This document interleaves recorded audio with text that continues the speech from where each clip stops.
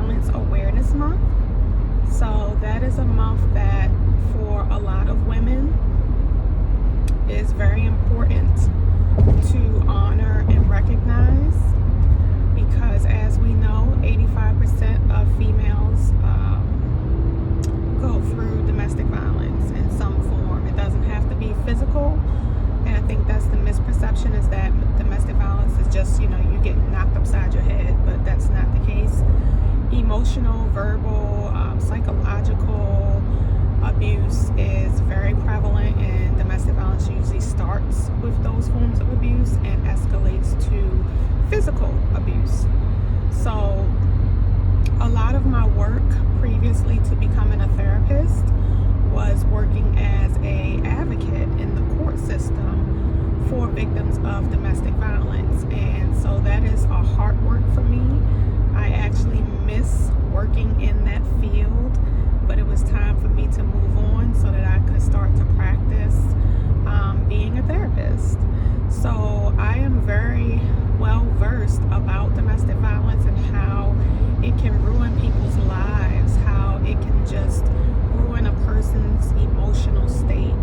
And I do want to recognize that women are not the only people who experience domestic violence. Men do experience domestic violence, especially as the world is becoming more narcissistic.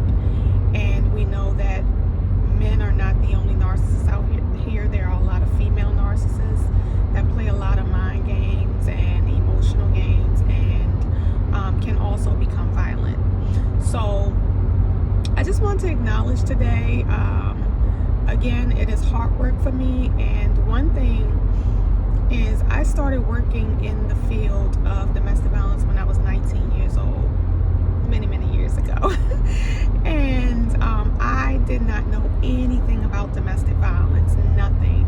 I had not experienced it in my household.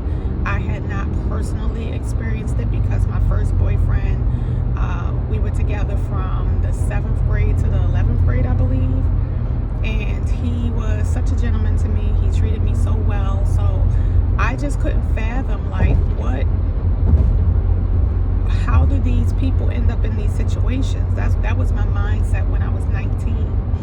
And it wasn't until I became, I say about 27, that I really was able to connect with with the survivors, because I had went through my own experience with emotional, verbal, and financial abuse.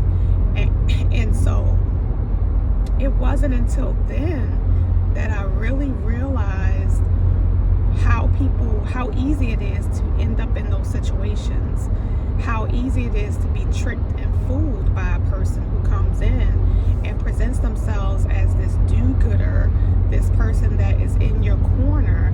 However, everything that you're telling them, everything that you're experiencing with them, they are holding on to it and will eventually use it and weaponize it against you. And so that type of turmoil, I think that was the first time that I had experienced that level of manipulation and turmoil. And I think the thing that got me the most about it was that I went to elementary and middle school with this person, and I was minding my own business, getting my life together. I was going through something where I was kind of in transition between living spaces, and so I was vulnerable at that time. And I want to let you know that these abusers, they have a radar for people who are going through hard times, or people who are vulnerable and suffering.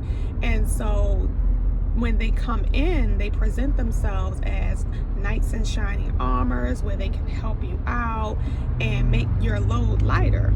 And so that was what was presented to me. And I guess I had let my guard down, because I felt like I knew him from middle school and high school. But really, just because you're sitting in the same classroom with someone doesn't mean that you know them. You know of them, you have been in their company, but you do not know a person until you are in a relationship with them, and furthermore living with them. And so, like I said, I business. I get this request on Facebook from him, and he's so excited. Oh my God, I've been looking for you for the last 13 years. I've told my family all about you. I'm so happy I found you.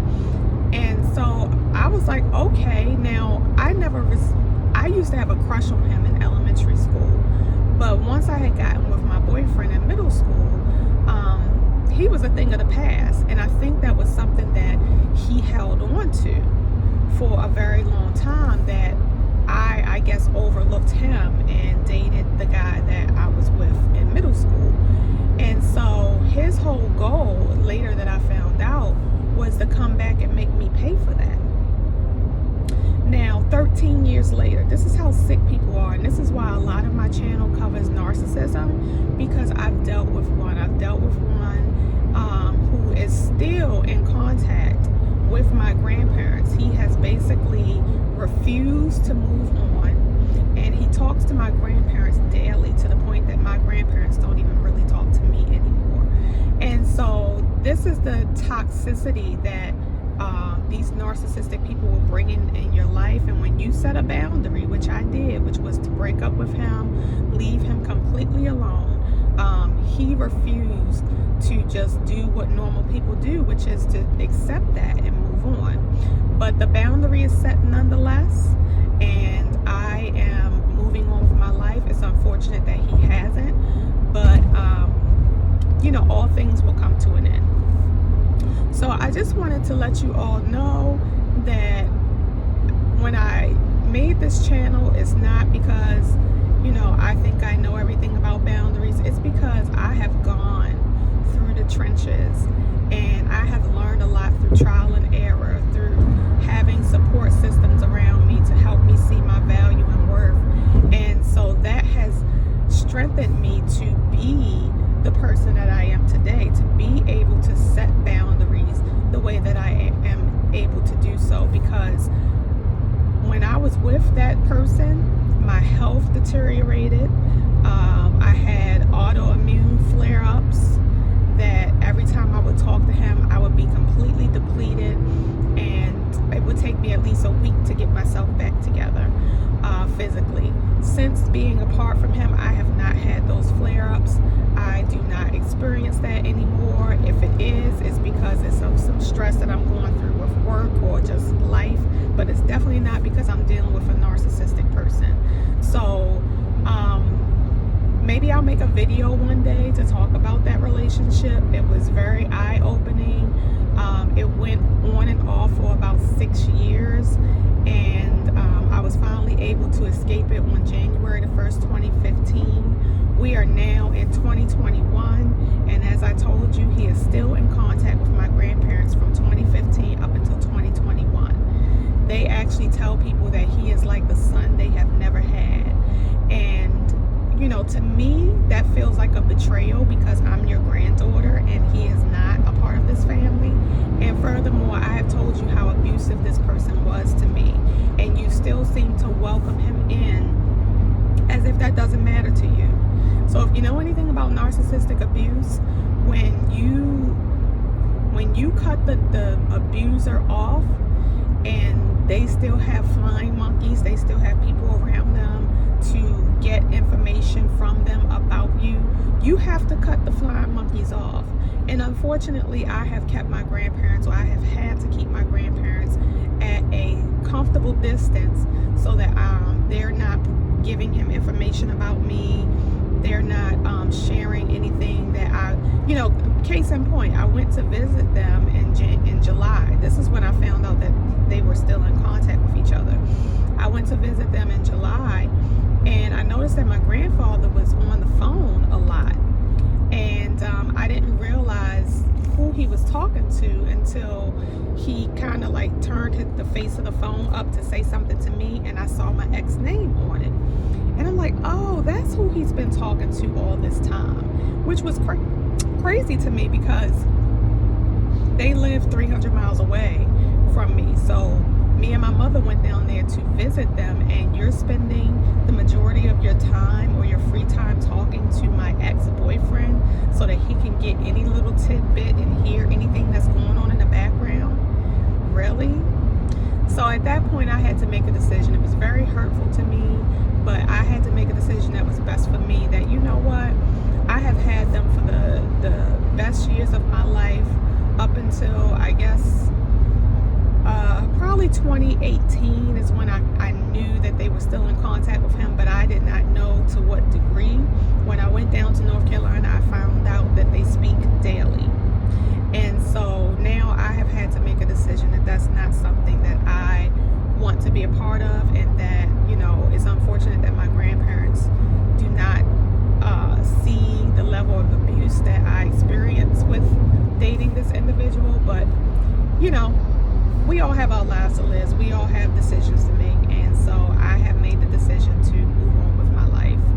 I'm not dealing with my ex. We will never, ever get back together. I'm not dealing with his flying monkeys, even if it is people from my family unit. And that's just that. That's a boundary. That's a very hard boundary to set, but it's a boundary that needs to be set nonetheless. So listen here. When I tell y'all that I have been through the ringer when it comes to relationships, I think that's a part of my journey in this physical form of life, is to learn about relationships. That has been the tough part of my life. When it comes to education, career, all of those types of things, I have absolutely no problem manifesting money, a good life, good quality things in my life. But when it comes to relationships, I am here to learn a great lesson about that. And, you know, I'm here for it. I'm here for it. And so my goal is to pass those lessons on to you. And I just wanted to get on here in honor of Domestic Violence Awareness Month, because I am a survivor of it. And I probably will begin to speak more about it. But if you've never been through it, you won't understand it. And I'm here to let you know that I understand. So to all my survivors out there, keep your head up. Keep doing what you have to do. Keep setting your boundaries. Be firm on them. Keep them in place. And get these negative people out of your space. Okay? Okay. All right, my loves. I'm going to get up out of here. But thank you for tuning in. I hope you have a wonderful weekend. And I will see you all again soon.